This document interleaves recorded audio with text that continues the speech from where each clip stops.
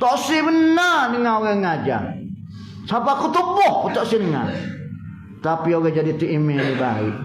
Sungguh hati murni jadi tinggi baik. Walaupun anak mungkin tak si dengar ngajar, tak si dengar orang ngajar, tak si dengar baca kutubuh, dia ngajar atas kubur sik ni. Dia ngajar atas kubur. Nah ya. Ni hamba mari ni. Kalau nukan hakim mari, nama dia nukan hakim mari tu. Jika dia tanya mu siapa dia Allah apa ni Tuhan mu jawab Allah lah. Nak gitu ni jawab kok si gitu. Dulu tak sini mana aku ngajar nak ni. Bahasa bengong nyusah kat aku ni. Apa kata kubur pun kena ngajar ni. Tak ngajar kan. Lepas tu kalau dia tanya pula apa ni mati benar ke tak? Wayak dia benar lah. Mau mati dah ke tu. Tak benar ke lagi. Pada dia tanya 2-3 kali lagi tu banyak kali dia tanya tu nak dia jawab molek ya aku share kamu ni kamu nak mukir aku nak gitu. Dia tanya mak imam muka dia bukan tanya nama aku tu nak gitu. Lama enggak jak nama aku Mukhtar orang ni. Dengan aku nyonya ke dia.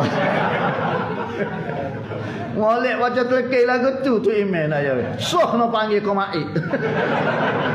Tahu dia ngajar tak Mukhtar. Nah ya. Gi ngajar tak kubur no ya bagus cerita no ya. 3 hari ngajar. 3 orang tu guru gi ngajar. Tu email tua, tu email muda tak Mukhtar. Bolehlah kai plekat pitih 30 ya tu email dah. No ya bibit.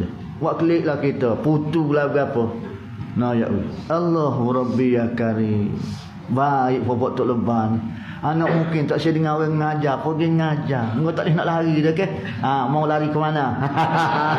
Hari ni kau nak ngajar. Nak bibit tu. Baik oh jadi tinggi. Nak begitu. Padahal palo dia usah.